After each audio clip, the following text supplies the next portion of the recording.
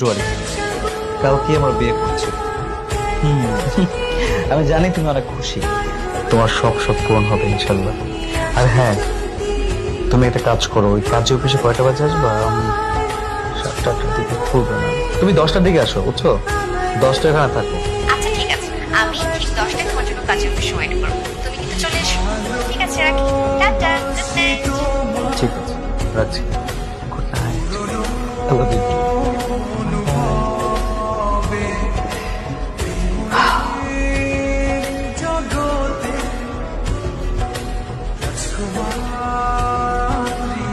কি আমার ঘরে কি? যাও, বললাম না আমার ঘরে আসবে না, বেরাও। তুমি কি কালকে মেয়েকে বিয়ে করবে?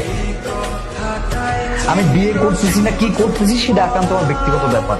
তোমার মতো বাচ্চা একটা মেরে কি কৈফিয়ত দিতে হবে আমার? আমি বুঝলাম না কিছু। ঘরের ভিতরে আমার বাপ মা কি নিয়ে আসছে?